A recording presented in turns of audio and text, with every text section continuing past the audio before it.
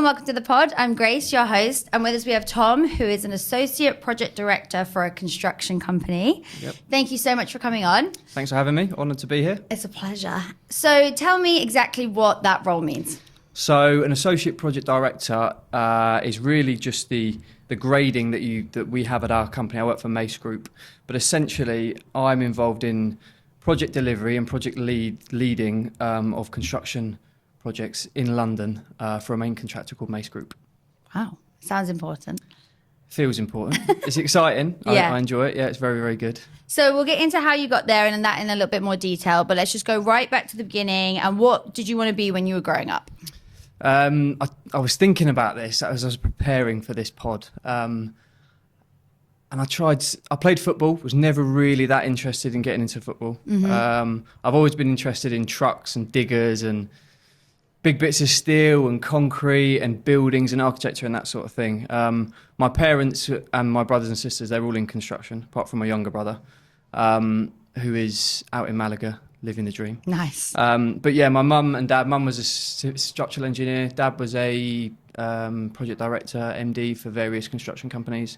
My brother's in construction now, and my sister's health and safety. So I've been around constructions for the last 30 years, and I'm 31. So wow. Yeah, there's been a lot of construction. So I kind of really followed in whatever my mum were doing when we were younger. We were always on the beach, sort of playing with like shovels and making rivers. And mum would take me out on soil sample collections when she was going out to her projects. I would shadow dad whenever he was on the tools. He was always doing jobs around the house, not little jobs, but like putting a loft conversion in or an extension here or, renovation sort of thing. So I was kind of submerged into construction from early years. And then I picked the construction management degree at university. Didn't really do the courses I wanted to do that were construction related when I was at school and college. I did like the psychologies and product design and PE, kind of all those sort of things. And then when I got to university, I could really get stuck into the construction specific things. Were you really ready to get into it by that point? I was really ready. When I left college, I was like, these aren't relevant to what I'm going to do. I want to get stuck into construction management. Mm-hmm. And then, when I went to university, it was site tours, it was work experience, it was stuff that I was learning that was specifically related to construction. Wow. I feel like if you were always around it, you never really had any choice but to go into it. It's like you loved it. Yeah, there's always a choice, but I just loved it. I mean, I was always excited by the big sort of machinery, all the big sort of steelwork, lifting big bits of steelwork over railways. And, like everyone's seen the photo of in the Empire State Building being built in New York, where the steelwork's going up hundreds of meters in the air. The guys are sitting on the steel. In fact, we don't do that anymore. I was going to say, is that real? There's no smoking on site. There's no sitting on the steel, but apparently it is real. But all that sort of stuff just excited me. Mm-hmm. And then I'm doing things, when we do things like that today, I still get that excitement. It's like a little kid when you see lorries pulling up, massive 450-ton mobile cranes shutting off the roads, putting up 50, 60, 70-metre cranes on the building site in such tiny little spaces in London. It's I still get that excitement, yeah. I love that. You're literally like living your dream. Every day, yeah. That's so fun. Do you have to go to university to do it? Is that like the only route? Not at all. You can do, I suppose working for Mace have a number of different routes. They're all quite university or college led, but you can do it in two different ways. You can do the apprenticeship scheme, where they will pay or they will support you through university, which is a 1 day a week thing over I think 4 or 5 years. Or you can go to university, which I did. So I did 2 years at university, Nottingham-Trent. Did a year placement, which was actually with Mace, and that was a bit of a fluke and a bit lucky how I got into that. So I can run through that later. Yeah. And then I went back to university for my final year, where I then graduated, and luckily or thankfully, I built a really good relationship with Mace, and Mace invited me back to do the graduate scheme, which was 2 years, and then it was straight into full-time employment after the graduate scheme. So it's always been Mace? It's always been Mace, yeah. I mean, I've done the odd sort of summer jobs and a bit of experience for the companies my dad worked for, my brother's worked for, a few bits where my mum's been working with contractors as well. But true proper construction has always been Mace in central London. And was that always the goal? Oh no, wait, so tell me how this fluke. So I'd never ever heard of Mace, and Mace have only, I think, been going 30 years now, maybe 35 years now. So I joined them 12 years ago. So they were quite a relatively new company compared to where they are now on the scene. So I think they had 2,000 people. They're also a consultancy company. So they've got the consultancy engine and the construct engine, and I work for the construct engine. So they were relatively new on the London construct scene when I was looking for placement companies. They had a tiny little stall at Nottingham and Trent University. There was nobody queuing up, and I literally was just walking past, and I said, I might as well grab one of those leaflets. I got maybe 10, 15 leaflets that day, email addresses, got home straight away, was sending the emails, the introduction letters and CVs, and nobody got back to me apart from Mace. And it was within a week they got back to me, went down, did an assessment day, came back to university, was waiting, got an invite to then go back for a final interview, went down there, literally met them, and within like 3 minutes the interview was done. Really, everybody was great, and they offered me a placement year. How lucky. Which I think I started early, like 2 months before I should have started. I love when things work out like that. Like that's, you were meant to be at that place, and they were ready for you if they were the only ones that replied.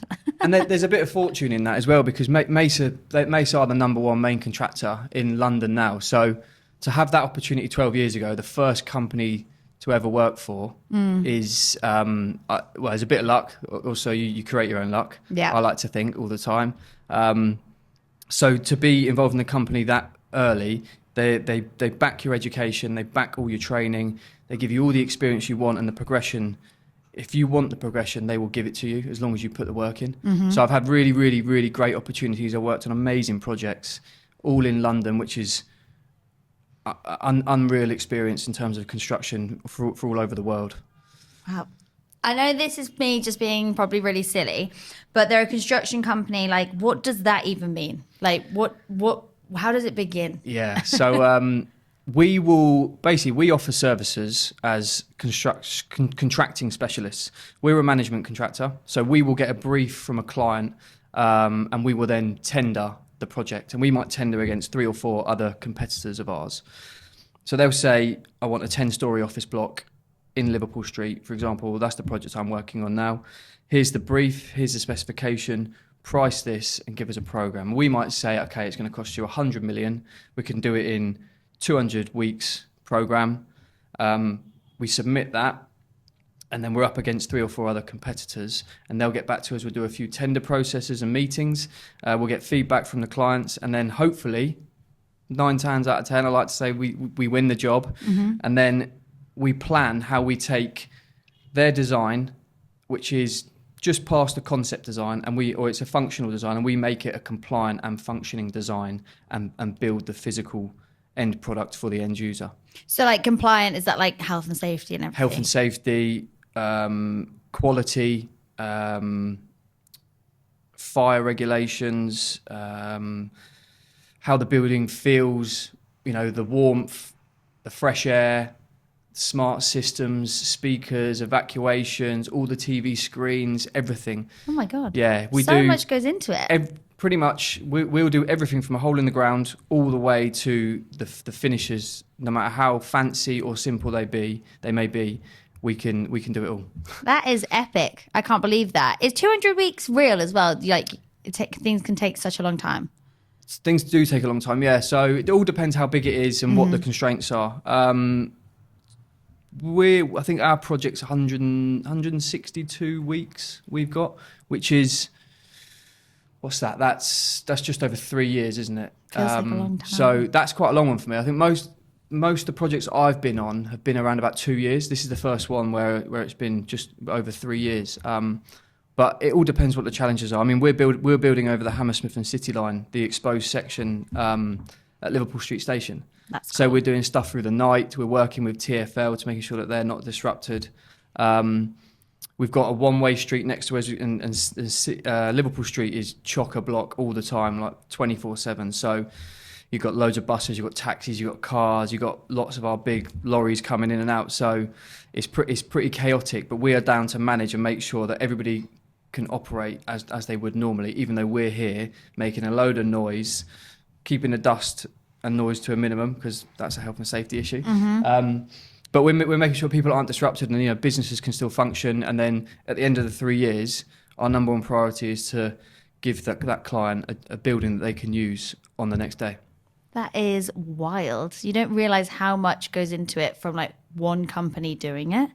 That's a lot to think about. I mean, we got the design element that we may employ another 6 or 7 design companies that will deal with things like fire, acoustics, architectural, structural, the MEP services, which is all the pipes, wires, all the toilets, all the drainage, all that sort of stuff. Then we'll have our subcontractors, which will then build each of those individual packages. So, for example, the dry lining, concrete, steel, the toilet fit-out packages, the decorators, the flooring. Each package is generally broken down bit by bit. And there's a strategy behind that, because the more you break it down, the less overheads each subcontractor will put on those packages, which gives us a better profit margin.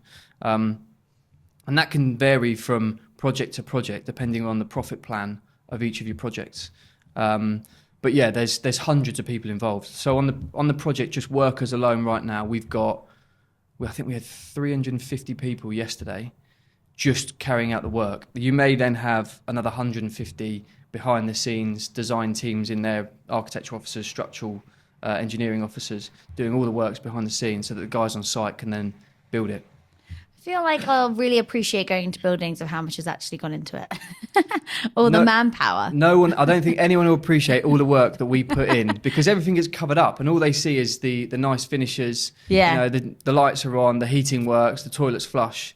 I can have a coffee and I'm sat in my offices. We don't get to enjoy that side of it, but that's probably why we enjoy building it and seeing all the hard work that goes into everything and then gets covered up. Is this Liverpool Street like one of the coolest things you've worked on? I've worked on, so when you work at Mace, you get to work on some cool projects. Really? Because, yeah, I'll run through some of the sort of the highlights. I think one Liverpool Street's definitely the most challenging, given we're working over the railway. It's the heart of Liverpool Street, which is busy, and it's going to be an amazing Grade A office space that's going to have 2 high-end tenants. So there's a legal firm, and then there's also, Dentons have rented 1 floor, and then you've got Knight Frank who have rented. Sorry, Dentons have rented levels 2 to 5. Knight Frank have rented 6 to 10. And I mean, when you enter this office space, it's like you're in a hotel. It is unbelievable. Bronze walls everywhere, circular coffee bars that the public can come and use. You know, it's crazy. It's beautiful. I worked on Chiltern Street, which was I think it was 54 apartments just off Baker Street. So you know where Chiltern Firehouse is? Yep. Just up the road from there. That was 54 apartments, and they were prime residential. So there was 2 penthouses. Both of those went for £25 million each. Oh my gosh. I think the cheapest apartment, which was a 1-bed, was about £5.5 million.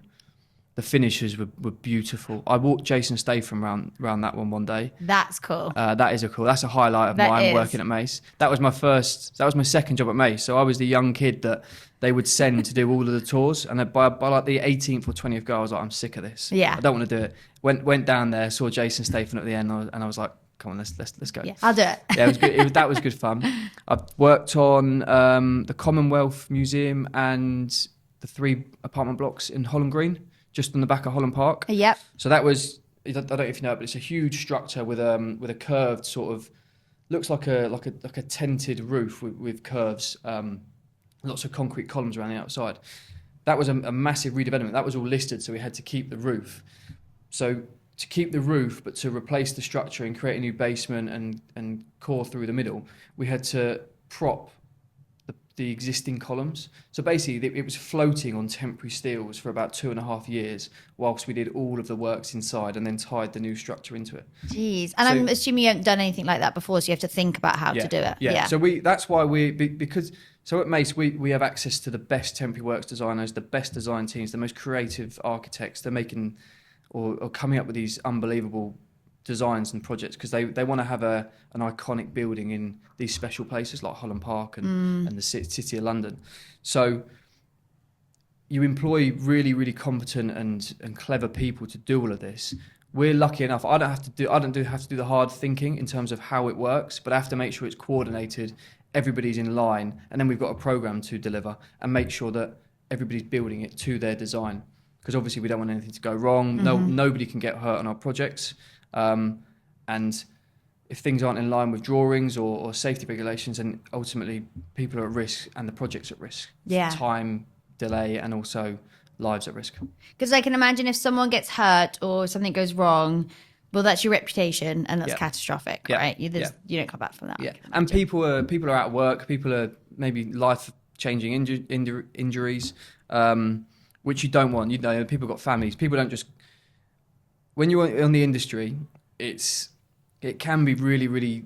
I feel like you're being beaten up. You know, people come to work. They're not in nice offices. They're wearing PPE. They're coming into these places of work, and you know they're using tools. It's manual handling. It's heavy manual labour sort of things, and they do it day in, day out. And you're like, come on, guys, we've got to do this. We've got to do that. Can we go a bit quicker? What can we do to make this happen? Or that's not right. Let's change it. But then at the end of the day, they are people going home to their families, so they shouldn't come to work and be put at any additional risks that you wouldn't be if you're going into your office space. It's a nice way to think about it because it does look so dangerous to me. I mean, if I look at some of them cranes when things are getting built, I'm like, oh my word, as if people are up there. Yeah, I would not be up. When they're putting those cranes up, they're a different breed of guys and girls that do that. They really are. Yeah. It's wild. But some people are just built that way. They love it. I mean, they always seem to be from up north, the guys and girls that put the cranes out, and they rock up at about 6 a.m. They do 8 or 9 solid hours of climbing the cranes, putting them up, and then they'll come back down, and then they'll be off to the gym as well. They're just built different. It's wild. They're just built different, yeah. Oh, good for them because they're building incredible stuff. And the last crane we put up, actually, it was a guy from South Africa who ran the company, and he was on the tools as well. He'd just come back from Sweden where they'd taken a crane down in blizzard, or it was snowy conditions or whatever. The snow stopped. They continued taking the crane down. They used a helicopter to take one of the top sections off and land it onto the ground. Nice. So even if you don't want to get into main contracting, just getting into something else within construction, there's so many different avenues, so many different trades, so many different skills. You meet so many different people. There's loads and loads of routes to get into construction. I love as well like how creative it is. Like I hadn't really thought about that, but thinking like you said with that roof that had to stay, you're like, okay, how do we figure out how to keep that up? I just think that's such a nice way of like thinking and people coming together to make sure that happens. Like it's impressive.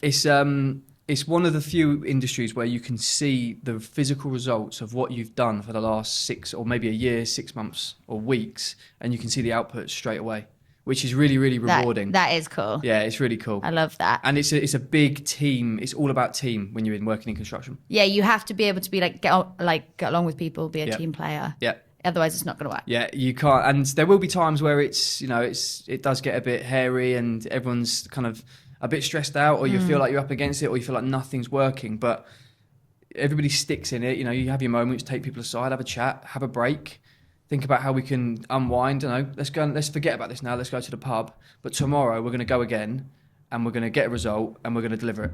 Nice. And that's the attitude. At Mace, because we have really great people. Luckily, we're surrounded by that all the time.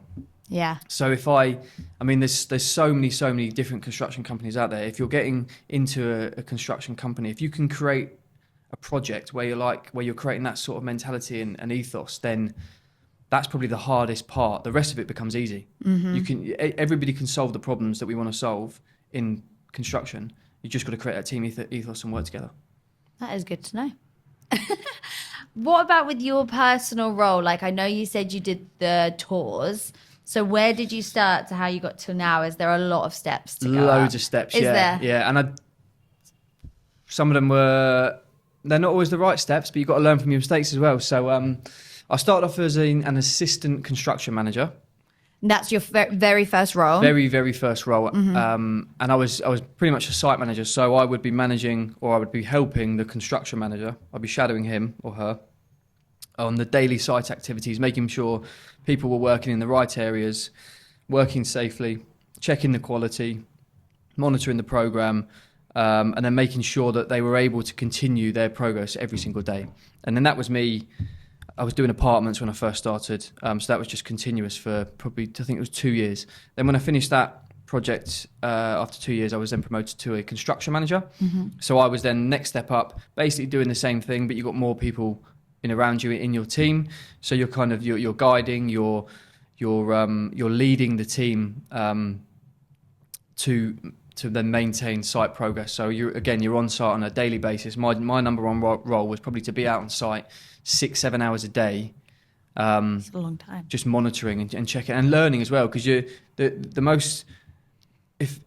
I'm now in project management. So when I finished the construction management role, I think it was after about 2 or 3 years, I got promoted to a project manager. But the most valuable time and all the learning that I probably gathered with construction was when I was a construction manager or assistant construction manager on site with the drawings and with the guys and girls that were actually building it.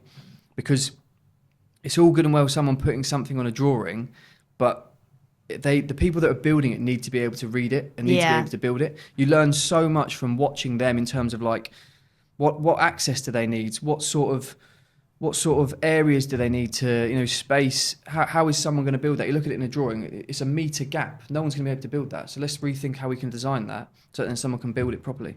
Because you just don't get anywhere if something's not designed to be built properly. You just can't get anywhere.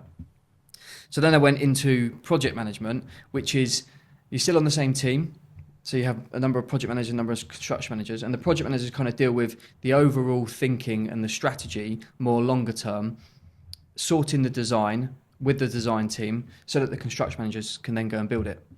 So all of those lessons I learned as a construction manager, how the guys physically build it, I took with me, and that's probably the best thing I could have ever done. If I went into the project management role first as an assistant project manager, I would nowhere near be probably as confident or as good as I am now if I'd have done it the other way around. That's so good to know, because I was going to say, can you go straight into the project management side? That is a route you can take. You can do, yeah. But you've benefited so much by doing it the way you've done it. 100%. And I say anybody trying to get into it, get on site experience. And it's not the prettiest at times. You're in the mud and bullets at times, but this is the best experience you'll ever get. And then where did you go from the project management? Is that still like the same kind of route you're on now? Yeah, so I'm still in the project management side. Yeah. Just kind of working my way up the ladder now. So associate project director now, which is the number 2 to the project director on the project. So probably less managing individual packages as a project manager would. So your project management team, you might have one for the structure that will do the steel work, the concrete. You might have one for the MEP services, so the pipes and wires. You might have one or maybe 1 or 2 for the fit out that will do the dry lining, the flooring, and then maybe you'll have another one that will do your finishes fit out, like kitchens and joinery and floor finishes and that sort of thing. Now I'm kind of above that sort of thing and thinking about the project strategy, which will be commercial influencers, program influencers, quality, contractual. So dealing with a lot of the contract implications if certain things on site, certain factors on site will influence other areas. Like there might be a subcontractor that's not here on time or can't get the materials on time. What does that mean for the bigger picture on the program? Or what does that mean for if a client's making a change? How does that influence our program? Does it mean we're able to, are we able to achieve the end date? Or is the client impacting something? Or is a subcontractor impacting something that means we then won't hit our end date? Which gets, you've then got to delve into the contracts and all the clauses and that sort of thing, which when you're working on a construction site, you're so far away from. So that's a whole new thing, getting really stuck into serious contract clauses and profit plans and making sure that we're hitting the business's objectives as a bigger strategy, a wider strategy. I didn't like, I can't believe how much you have to think about. Like, I'm a little bit stressed even listening to that. It's a lot. There's a lot that goes on. There is. There is a lot that goes on, and you never learn anything in day one, and you never stop learning. Yeah. I ask stupid questions now. It doesn't matter who it is. So if there's an MD of a subcontractor, or the clients in the room, or our MDs in the room, I'm like talking about something. What does that mean? And like, you're always do you learning. know what? They don't look at you like you've got three heads and like you should know that. They'll go, oh, it means this. It's that. And I think they like that. So, and also you write things down, don't you? You take it away, you do your Googling or whatever. And now AI is here, you can get the answers even quicker. easier, even quicker. Probably get it in the meeting room there and then. But yeah, there's loads to think about. And if you sit back, it would be like, okay, there's too much going on there. But when you plan a project, you put a program together. So you don't do everything at the beginning. At the start, you plan out what your design is. You're not starting on site for another 12 months maybe. So by the time you start on site, you need to be here with your design so that we're ordering materials so we can start on site here. And that's all staggered depending on the start date of the program. Mm-hmm. All the contractual stuff is kind of fixed and agreed at the beginning. Commercials is all fixed and agreed at the beginning. You know what the budget is for the project. We can then start appointing subcontractors and trying to improve our budget as we build those packages and appoint subcontractors. And then all the other bits like planning conditions and approvals and all the other third-party stakeholders that come in, you fit them in. But again, Mace, that because we are specialists in contracting, we have so many templates and processes. I can go onto our portal and they will give us a guide of everything. Maybe not everything, but 99 out of 100 things. Mm-hmm. And maybe 50 of those, I'm like, yeah, I know what that is. I've got that. But there's another 49 that I've never heard of before. But you've got a team around you. You're surrounded by people. That's why you can't do it all on your own. You've got a team of people around you that will support you and work together. It's all about pre-planning and foreseeing what the risks and opportunities may be. And relying on people that are like experts in their field as well, so that you don't have to know everything. You're surrounded by it. What is in any one of your roles been like one of the biggest issues you've run into and you've been like, oh no? We have issues every day, but it's about how you overcome them. Issues. I mean, we always get late materials. We always seem to... Getting a crane down on a project is a massive milestone because there might be road closures involved and they take weeks to get approved, and the longer you leave a crane up, the longer you're paying for a crane.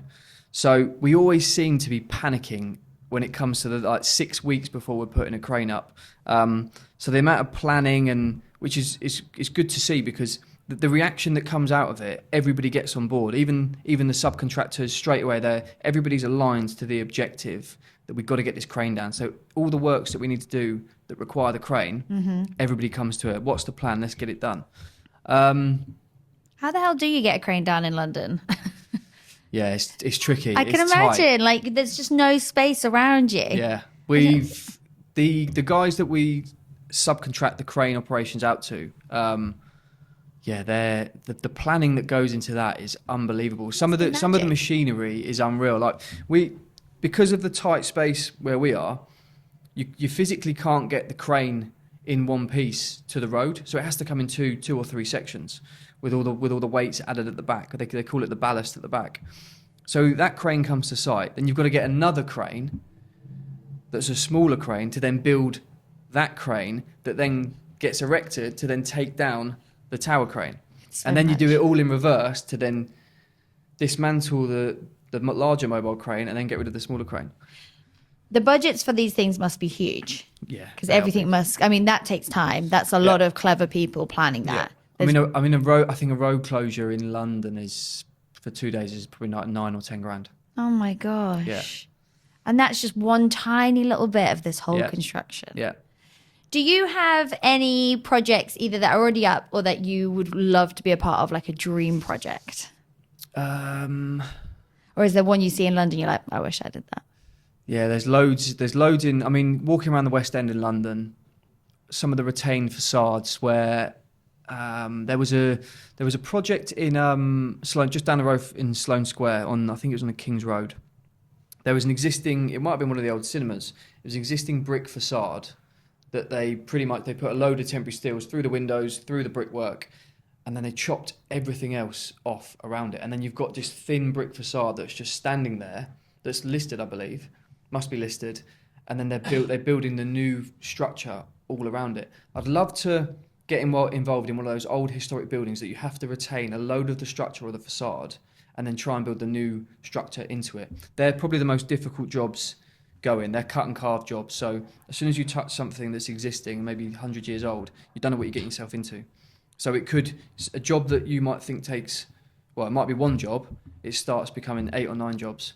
So they're very, very tricky jobs. So you like the challenge by the sounds of it? I like the challenge. I have never done one though, so if I was on there, it might be a different story. But I mean, when you're on the projects, Mace have got unbelievable projects. So I've worked on Chiltern Street, which is the prime apartments. Camden, I did the new Camden markets. I think that we had a team of about 80 people on that. Was that after just the Mace fire? thing. No, that was before the fire. So Oh. we Mace built the new markets, and they also built 6 residential apartment blocks around it. Jeez. And on the, where the Camden Bridge is, Yep. there's an old brick building there. That was actually the building I worked on, where there was a small part of the facade we did retain. But it's a 2 or 3 story brick. I think it might be a club or a bar now. That's, if you get, next time you walk down there, think of me when you see that building there. I really will. Then I did a block of apartments in Greenwich. Then I did a shell and core project, which is basically we just did the frame facade and the internal risers and the stairs in 9 Elms. Now this was 17 stories, 1 apartment per level for a Chinese developer.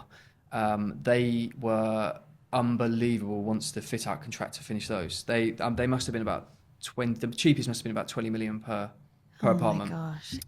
That's crazy. But when you're stuck on when you're working on the projects, you're so engrossed in it, you don't really see what's around you. It's only on the weekend when I'm walking around with my fiance and I'm like, look at that crane going up, or look at that steelwork, and she just wants to move on and get on with her day. And I'm like fascinated by looking through hoardings. I'd love to work on things like that, like the retained facades. How wonderful that you just love it so much that even on the weekends you're talking about it and thinking about it. That's such a nice position to be in with your job, because not everybody has that.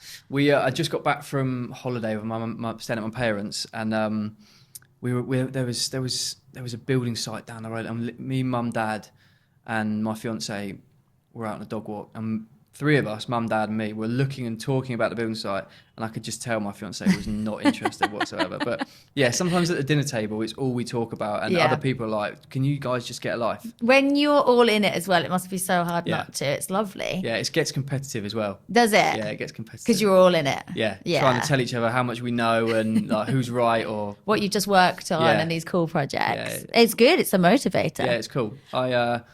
I'm always trying to learn off them. I'd love to have been an engineer now, but seeing the amount of maths and numbers that my mum was doing every day was just scary. Like unbelievably intelligent. But engineering is just such a cool thing to have massive structures, especially in London where you're building over things like railways and the design that goes into it. Architecturally, I don't think I could have done it because I was never arty enough. So I think project management is my sort of... You found it. Yeah, I found it, yeah. If there's somebody that wants to get into this, what are your few words of wisdom to them? A few words of wisdom. Don't be afraid to get stuck in. Do some research on the companies. To find out where you want to work. You want to be involved in big, exciting projects if that's what you're interested in. London's a great place to be because there's projects everywhere. You could probably every other building if you walk through the West End is under construction, is it of some form, and it might be a big complete redevelopment, knock the building down, start again, or it might just be an internals fit out project. So understand what you want to do. Speak to the companies. Definitely get on a grad scheme if you're at that sort of age and you finish university. Alternatively, do some sort of education where a company will support you, because if you're going in cold Like you said, there's a lot to take in. And also, if you're doing an apprenticeship, you kind of have that window where the company realizes you are new to the industry, and they give you that extra support, that extra time, and then any additional training you may want on top of that. If you're thrown in the deep end, then it might be very scary and it might be off-putting, might not be interested after that. But be resilient. Definitely get out on site. Pick a role that is out on site first, so you can get hands-on experience, whether you're on the tools or just doing a management piece, and get as much experience as you can in that before then understanding if you want to stick on the on-site construction sort of side or you want to go into the project side like I did. There's also other areas like commercial management, quantity surveying, that again, if you're good with money, you like Excel spreadsheets, then that could be something. Lots of avenues. There's lots of avenues, and if you go to these bigger companies and you can do summer placements, can't you? Lots of these companies, certainly Mace, will offer out a summer placement for anybody, and you can do maybe 3 weeks on project management, 3 weeks on construction, and then quantity surveying and so on. So I'd definitely say reach out to some of the bigger companies and see if you can experience all the different roles they do on a summer placement. Experience. You just got to get stuck in. It's the best way. Be curious. Have a look at the building sites as you're walking around places. Yeah. So you can, if they really interest you, and you want to get stuck in, then definitely I think you're looking at the right thing. I feel like I'm even going to look at building sites differently now, which is a good thing. It's been inspiring. Great thing, yeah. I'll have someone else to talk to when we go out. Yeah, no, literally. But guess what I saw? So what is the goal? What's the dream for you? Dream, yeah. I mean, the dream's probably changed over the last 10 years. I mean, when you're young, you want to own your own business. You want to rule the world, don't you? I think as I've got older, I probably maybe don't want to run my own business in construction. Just seeing how challenging it can be. I think if anyone can do it, fair play, unbelievable achievement. I think the average lifespan of a construction company, I read somewhere, was like 10 years. Really? So it's not very long, is it? Because that isn't. There's so many outgoings with such a small profit margin. The clients don't want to throw money away and give loads of profit away. They want the cheapest build but to the best quality. So it's a balancing act. So I think seeing where I can go with Mace, I've got aspirations to be a business leader, 100%. Whether it's at Mace or somewhere else, I don't know. But Mace has given me everything that I could possibly want to date. With all the progression and all the training and job experience. The projects are just every year Mace goes on. There's better and bigger and more exciting projects, and we're growing massively. How fun. So yeah, I definitely business leader, and try and put a really exciting spin on construction. People say I'm too positive for the office, but it's an industry where it can really beat you down at times. But when you achieve something that you've been working on for months, and then when you hand a project over after 3 years, it's like winning. For a footballer, it's like winning the FA Cup or the Champions League. 3 years of hard work, and then you've done. It's like you go out on that night out after. You forget all the hard work because you've got a building that's finished and the client's over the moon. Wow. I feel like you're going to smash it. The passion, I can hear it already. And I feel like a lot of people are going to be motivated by this. I hope so. They will. I really do sure. hope so. I hope, I hope other people get involved in looking at building sites when I'm walking around as well, especially my friends. Well, that was perfect. Thank you so much. I don't think there's anything else. So thanks for coming on. Thanks for having me. It was fun. not every day you get asked to come on a podcast, so I was over the moon, very excited. Thank you so much. All good? Yeah. Thank you so much for watching. Please make sure that you like and subscribe so we can continue to make these and keep teaching people how to become A. Thank you.